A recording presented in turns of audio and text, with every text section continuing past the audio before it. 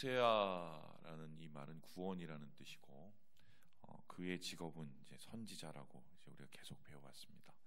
그런데 이 선지자라는 이 말이 히브리어로 나비인데 이 나비라는 말은 아카드어에서 기원된 말입니다. 그런데 이것은 두 가지 의미를 가지고 있는데 이 부름을 받았다. 어떤 부름을 받았냐? 전하는 자로 부름을 받았다. 그런 말입니다. 그래서 이 선지자라는 말은 애초에 하나님의 대언자, 대변자를 뜻합니다. 단순히 미래의 일을 전해주는 사람이 아니라 하나님이 우리를 향해서 어떤 마음을 품고 계시는지, 그리고 우리가 있는 장소를 하나님께서는 어떻게 보고 계시는지를 대신 전해주는 사람이 선지자다, 이렇게 볼 수가 있습니다. 그런 의미에서 오늘 말씀은 의미가 있는 것이 하나님이 도대체 이스라엘 백성에게 원하는 게 뭐냐, 좀 더 확장을 시켜본다면 하나님이 영적인 이스라엘인 오늘날 모든 신자들에게 원하시는 게 뭐냐, 이것을 우리에게 직접적으로 이야기해주고 있습니다. 특별히 1절부터 3절까지의 말을 보면 이 이야기는 하나님이 정말 이스라엘 백성에게 하고 싶었던 이야기요, 오늘날 하나님의 백성들에게 하나님께서 동일하게 하시는 말씀이다 라고 얘기할 수 있고요. 그리고 호세아서를 통틀어서 제일 대표적이고 제일 중심적인 핵심의 말씀이 오늘 우리가 읽은 6장 1절부터 3절까지다, 이렇게 볼 수가 있습니다. 그렇다면은 구체적으로 하나님이 이스라엘 백성에게 무엇을 원하실까요? 무엇을 원하셔서 호세아를 보내시고 또 여러 가지 상황 속에서 힘들다고 이렇게 얘기하시고 심판하신다고 얘기하시고, 혹은 우리의 삶 속에서 하나님이 이런저런 일들을 만들어 가시고 또한 외면도 하시고, 하나님의 이 속마음, 하나님의 우리를 향한 정말 하고 싶은 말은 무엇일까? 오늘 말씀 속에서는 두 가지의 구체적인 이야기가 나오는데 그 첫 번째는 다음과 같습니다. 우리 함께 1절의 말씀을 같이 한번 읽어보도록 하겠습니다. 시작. 오라 우리가 여호와께로 돌아가자.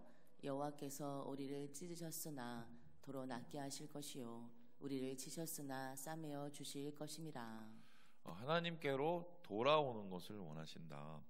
앞에서 보면은 이스라엘 백성들이 죄 때문에 어떤 심판을 받게 되고, 심지어는 하나님께서 이스라엘 백성들을 어떻게 내치시는가, 뭐 이러한 무지막지한 말씀을 하시는데, 그것은 하나님께서 재앙과 또한 우리의 멸망을 원하시는 것이 아니라 하나님께서는 분명한 목적을 가지고 그렇게 행하신다는 것입니다. 그런데 그 목적은 결국 무엇이냐면 우리가 하나님 앞에 돌아가는 것, 이스라엘 백성들이 하나님 앞에 돌아가는 것이다 라고 얘기합니다. 자, 그렇다면 돌아간다는 것은 어떤 의미일까요? 이 돌아간다는 말은 히브리어로 슈브입니다. 슈브. 아마 슈브라는 단어를 기억해 두시면 되게 좋을 것 같습니다. 이 슈브라는 단어는 단순히 가는 길을 돌이켜서 온다라는 뜻이 아니라 이건 회개한다는 말로 영적으로 해석이 됩니다.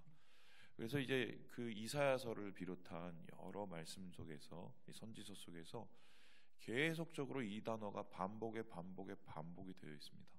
슈브. 하나님이 이스라엘 백성에게 계속적으로 선지자를 통해서 하시는 말씀입니다. 자, 그러면 왜 하나님께서는 슈브하기를 원하실까? 얼마나 돌아가기를 원하셨으면은 이스라엘 백성을 찢기도 하시고 고쳐주시기도 하시고 치시기도 하시고 싸매어 주시기도 하실까? 그 이유는 이스라엘 백성이 있는 그 자리가 이스라엘 백성이 있어야 될 자리가 아니기 때문입니다. 하나님께서 공들여서 출애굽시키고 광야 생활시키고 가나안에 와서 전쟁시키고 그리고 승리하게 만들고 거기서 배분케 하고 또 이스라엘 백성들을 정착케 한 이유가 있기 때문입니다. 단순히 그 이스라엘 백성들이 한 곳에 가서 가나안에 가서 잘 먹고 잘 살고 또 뭐 뻗들어진 왕국도 만들고, 그게 하나님이 원하시는 게 아니기 때문이에요. 그렇게 하려면 꼭 이스라엘일 필요가 있었을까?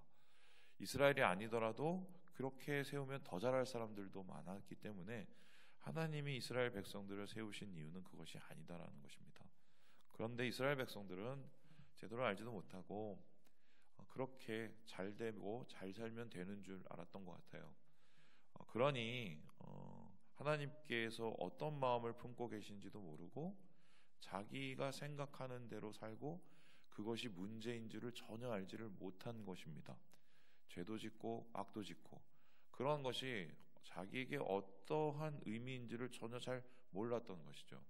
오늘날도 마찬가지라고 할 수 있는데 제가 진짜 이해할 수 없는 대목이 있었습니다. 어떤 대목이었냐면 예전에 제가 있었던 이제 교회 제가 청년 담당하고 있었었는데 한 청년이 저를 찾아왔어요. 그래서 목사님 왜 그랬더니 너무 고통스럽다는 거예요. 그래서 뭐가 고통스러워? 그랬더니 일주일에 한 번씩 회사에 가면은 예배를 드린대요. 그래서 아니 그 회사에 가서 예배를 드리면 좋은 거 아니냐? 그 사장님이 되게 좀 독실하신 분이네. 제가 그렇게 얘기를 했습니다. 그랬더니 근데 뭐 예배를 드리는 것까지는 괜찮은데 자기를 거기서 막 기도를 시키고 그런다는 거예요. 그래서 아니 너도 예수 믿는 사람인데 가서 기도하면 좋지 뭐가 잘못됐냐? 제가 그랬어요. 그랬더니 그게 아니래요. 그게 그래서 그 직원들의 시선이 이제 장난이 아니라는 거예요. 그래서 이게 무슨 소리인지 물어봤더니 분당에 있는 좀 되게 큰 교회를 다니시는 분이었는데 사장님이 목사님 이제 부목사님 오셨겠죠. 이제 부목사님 오셔갖고 이제 그 예배를 뭐 한 달 혹은 일주일 이렇게 예배를 드리고 직원들하고 전체 예배를 드리죠. 그러면 직원 속에서는 분명히 교회를 안 다니시는 분도 있단 말이죠. 네. 뭐 그래도 뭐 전도 차원에서 그럴 수 있다. 뭐 한번 쳐보는데 그렇게 예배를 이렇게 잘 이렇게 드리고 끝나고 나면 그 사장님이 하는 행동들이 전혀 예배적이지가 않다는 거죠. 이제 무슨 소리냐? 그게 이제 그 일종의 인력 헤드헌터인데요. 하지 말아야 할 행동을 너무 많이 하는 거죠. 꼼수에 또 뒷돈에 뭐 이런 거를 뭐 너무 가감 없이 하는 거예요. 그러니까 그 직원들이 혼돈이 오는 게 예배 시간에 뭐 한 달에 축복받고 어쩌고 하나님이 어떻고 그러면 또 헌금도 그렇게 많이 하시고 교회 가서도 그렇게 헌신을 많이 하신대요. 이분이 그렇게 하는데 분명히 거기는 순한 양인데 예배가 끝나고 나면 이제 사장님은 사자가 되고 늑대가 되는 거예요. 그럼 도대체 이 상황을 어떻게 받아들여야 되느냐? 그리고 직원들은 기분이 나쁘잖아요. 기분이 나쁘면은 사장님한테 직접 얘기할 수가 없으니까 사장님 장로님이니까 그냥 만만한 게 이 친구니까 야 니네 예수 믿는 인간들은 왜 이러냐 이렇게 이제 따지고 묻는데 자기가 도대체 너무 불편해서 어쩔 수가 없다는 거죠. 우리가 지금 이스라엘 백성이 하는 행동하고 똑같을 수가 있습니다. 무슨 소리냐면 예수를 믿는다고 얘기를 하면서 우리 마음대로 사는 거죠. 예수의 뜻대로 사는 게 아니라 우리 뜻대로 사는 거죠. 그럼 이건 예수를 믿는 건가요? 안 믿는 건가요? 이스라엘 백성이 딱 그 모양이었다는 겁니다. 아마 이스라엘 백성들이 지금 돌아오라는 이 얘기를 들을 때 아니 난 뭐 안식일마다 가서 뭐 제단도 쌓고 막 그러고 앉았는데 왜 뭐 어딜 돌아가라는 거야? 아마 그랬을걸요. 그런데 하나님께서 돌이키라는 말은 그의 삶 전체가 문제라는 소리입니다. 그의 삶 전체가 하나님의 방식과 하나님의 길과는 멀리 있는 삶이기 때문에 거기서 뉘우치고 돌아오지 않으면 도대체 가망이 없다고 이스라엘 백성에게 이야기를 하시는 거죠. 그래서 이스라엘 백성들에게 좀 얻어맞았으면 제발 좀 돌아와서 하나님이 원하시는 그 자리에 좀 돌아와라, 서 있어라, 휴거하라고 첫 번째로 이야기하신 하나님의 말씀을 듣게 됩니다.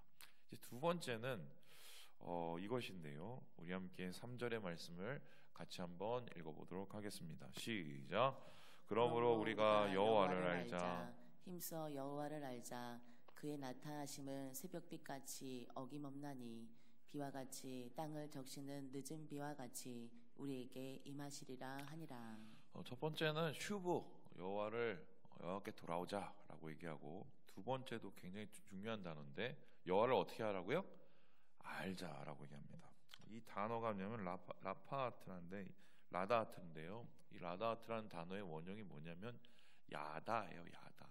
여러분 야다라는 말 들어보셨나요? 못 들어보셨나요? 아마 이제 우리 청년들 중에 좀 나이가 있는 청년들은 야다를 압니다. 이게 옛날에 아마 락 그룹이었을걸요. 이게 야다라는 그룹이 있어요. 그치 승재야 알지? 근데 이 야다라는 이 단어가 어떤 단어냐면 이게 되게 폭이 굉장히 넓은 단어예요. 이게 단순히 지식적으로 아는 그 단어가 아닙니다. 관계에 오래 가까워요. 그리고 경험에 가깝습니다. 그래서 남자 여자가 야다라는 단어를 쓰면 이게 어떤 뜻이 되냐면 잠자리를 같이 한다입니다. 그러면 이제 어떤 뜻이 대충 알겠죠? 깊은 관계입니다. 여러분 저를 아십니까? 뭐 저를 아시는 이유가 뭔가요? 뭐 얘기를 해보신 분은 여기서 별로 많이 없으신 것 같고, 강단에서 얘기하는 거 들으시고 얘기하는 것도 이제 뭐 가끔 가다가 얼굴 보면은 뭐 웃고 뭐 인사하고 그 정도죠. 저를 안다고 하실 수가 있나요? 그냥 알기만 하는 거죠, 그죠? 진짜 저를 여기서 제일 잘 아시는 분은 우리 아내인 것 같고, 그죠? 뭐 산전수전 다 보고 쓴맛 단맛 다 보고 저 인간이 어떻고 이거 다 그 경험하고 나서 알잖아요.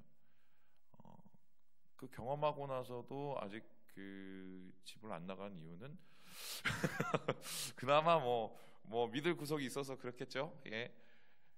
야다라는 단어가 그 단어예요. 볼장 다 보고 할장 다 하고 그러면서 인격적으로 아는 단어를 뜻합니다. 그러면 하나님께서 원하시는 게 돌아오는 것. 그럼 니네들이 왜 안 돌아오냐 고민을 하신 거예요. 아니 분명히 나는 선지자들 통해서 이렇게 하라고 내가 얘기를 하고 그거 잘못됐다고 얘기하고 돌아오라고 얘기를 했는데 왜 안 돌아오냐 도대체 고민을 했는데 하나님의 생각은 어떠냐? 니네가 나를 모르는구나. 모르니까 그러고 앉았지 이 소리입니다. 그래서 이스라엘 백성들이 망하는 이유는 돌아오지 않고 죄악의 자리에서 있어서 망하는데, 그 죄악의 자리에 있어서 망하는 이유가 뭐냐면 하나님에 대한 착각 때문이다. 그럼 이 사람들은 어떤 착각을 가지고 있었을까? 이 구약의 이야기를 쫙 보면 하나님에 대한 착각이 몇 가지가 나오는데, 첫 번째는 뭐냐면 하나님을 일종의 산의 신으로 여기는 겁니다. 이게 무슨 소리냐? 이스라엘 백성이 하나님을 어디서 만났습니까? 구체적으로 시내산에서 만났죠. 그렇죠? 시내산에서 만나서 거기서 하나님이 임재하는 걸 처음으로 경험을 한 겁니다. 그리고 나중에 솔로몬 때 와서도 이스라엘 백성들이 하나님을 어디서 만났냐면 솔로몬이 성전을 딱 짓고 나서 하나님의 영광이 임하고 불이 임하면서 거기서 하나님이 임하는 걸 봤죠. 그 성전이 있는 곳은 시온산입니다. 그래 놓으니까 사람들이 어떻게 생각했냐면 하나님은 산의 신인가 보다 이렇게 제안을 하고, 심지어는 이제 하나님을 조롱하는 말이 산의 신이었어요. 이제 그런데 이게 왜 문제냐면 하나님이 시온산 시내산에서 임재하신 건 맞는데 제한된 공간이 돼버리죠. 그러면 하나님을 제한해 버린단 말입니다. 오늘날도 비슷한 개념들이 있는데 우리 하나님은 어디 계십니까? 예? 어디 여기 계시나요? 여기도 물론 계시죠. 또 어디 계십니까? 그러면 여기 계시면은 우리가 잘못 쓰는 표현 중에 하면서 주일날에 나 하나님 만나러 가. 물론 맞는 얘기인데 특별히 만나러 오시는 거고요. 특별히 만나는 이유는 이 공간에 하나님이 계시기도 하지만 우리 가운데 계시기 때문에 그게 이제 특별한 만남이 되는 거고. 그럼 하나님 어디 계십니까? 여러분을 따라다니시죠. 우리를 따라다니십니다. 우리 마음에 계시니까요. 그죠? 우리 마음과 함께 하시고 우리가 있는 공간이 함께 하시고. 그래서 사실은 하나님이 계시는 곳이 하나님 나라면 우리가 있는 곳이 하나님 나라가 돼요. 그런 의미가 되거든요. 그런데 이제 이스라엘 백성들은 그걸 굉장히 제한적으로 생각을 했어요. 두 번째 이스라엘 백성들의 착각이 뭐냐면 하나님은 제사를 좋아하셔입니다. 쉽게 설명하면은 우리로 따지면 하나님은 예배 드리는 거 좋아하셔. 물론 예배 드리는 거 좋아하시죠. 예배에 뭐가 있습니까? 뭐 기도도 하고 말씀도 듣고 헌금도 하고. 하나님은 헌금하는 걸 좋아하셔. 물론 하나님이 헌금하시는 거 싫어하진 않으세요. 그래서 그 좀 이제 순복음 같은 경우 보면 이걸 굉장히 도식화시키고 단순화시키지 않습니까? 어떻게 해야죠? 하나님께 복 받는 법 딱 있죠. 어떻게 받습니까? 예배를 열심히 드리자. 그죠? 두 번째 어떻게요? 헌금을 열심히 하자. 세 번째 봉사를 열심히 하자. 그러면은 하나님이 기뻐하시고 복을 준다. 이렇게 굉장히 단순화시킵니다. 틀렸다고는 말할 수 없는데 맞다고도 얘기할 수가 없는 거죠. 왜 그렇습니까? 하나님이 좋아하는 건 꼭 제사만은 아니기 때문이에요. 오늘 하나님이 여기에 대해서 뭐라고 얘기하셨냐면 6절에 이렇게 얘기를 하는데 우리 함께 6절의 말씀을 같이 한번 읽어보겠습니다. 시작. 나는 인내를 원하고 제사를 원하지 아니하며 번제보다 하나님을 아는 것을 원하노라. 분명히 얘기하셨죠. 니네가 자꾸 나한테 막 송아지 갖다 바치고 하나님 이게 새로 나온 송아지예요. 이거 뭐 A2뿔급이에요. 이거 아무리 갖다 바쳐봤자 나는 관심도 없어. 이렇게 얘기를 하세요. 왜냐하면은 그 송아지에는 예배자의 마음이 없기 때문에. 예배자의 마음이 있으면 기뻐 받으실 만한 것인데 그냥 뚝하고 내 할 일 했다 하고 던져놓고 태워놓고 가는 게 그게 과연 하나님이 기뻐하시겠냐는 거죠. 그래서 하나님이 기뻐하시는 것은 무엇이냐면은 인내를 원한다. 하나님을 아는 것을 원한다. 근데 여기서 되게 우리가 봐야 될 단어가 인내라는데 헤세드예요. 지난주 얘기했죠? 헤세드는 뭡니까? 하나님께서 사용하시면은 무조건적인 은혜와 사랑을 뜻하고 우리가 하나님에 대한 태도를 헤세드라고 얘기하면 이거는 신실함이에요. 겉과 속이 똑같음, 앞과 뒤가 똑같음. 난 니네가 신실하길 원해 나한테. 이렇게 얘기를 하고 또 뭐라고 하냐면 하나님을 아는 것을 원한다. 여기서 말하는 안다는 단어를 좀 쉽게 표현을 하면은 사랑한다입니다. 그럼 하나님이 원하시는 것은 제사, 제물 이런 외형적인 보이는 그게 아니라 그 예배자의 중심을 원하시는데 그 예배자의 중심이라는 게 결국 뭐냐? 하나님에 대한 신실함 그리고 하나님에 대한 사랑. 이게 하나님이 우리가 하나님을 알아가는 방법이라고 믿는 거예요.